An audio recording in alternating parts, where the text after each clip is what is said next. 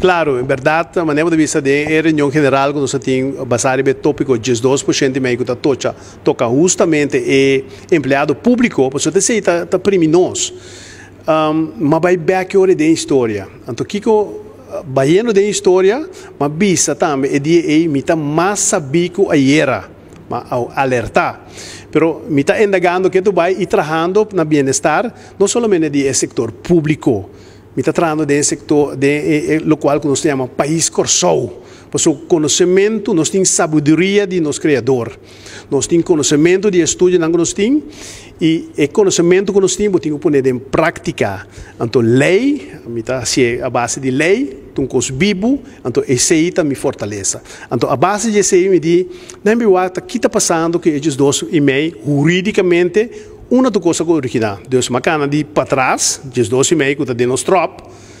Então, macana vai, me dá uma carta de 24 de julho de Rijksministerraad, que ela impõe riba nosso governo, meu país corsou, que esta mara é tópico, Bolsanta, que está claro que os 12 meses, ela marre junto com o top in common.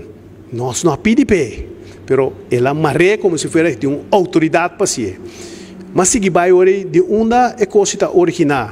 Um tique mais arriba, mas dá de lance paquete. Se vai um tique mais arriba, mas dá de corro.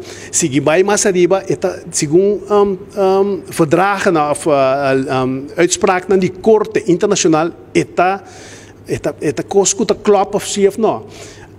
Haciendo o caminho, mas dá de uitspraak na de Corte Internacional foi 2009. Sigue indagar, nós também ganhamos carta agora aí de Rijksminister Senhora van Huffelen, que é staatssecretária de 4 de julho de 2020, que ela dirigiu a base de alguma pergunta na scherpe assim, riba os zelfbeschikingsrecht, de autodeterminação que nós temos, na Fundação Pro Soliga de Sint Maarten. Então me disse, epa, aguanta. Na minha análise a carta, ora vou analisar a carta, vou também referir na uitspraak de Corte de 2009 e hasta de referir na uitspraak de 17 de fevereiro de 2018.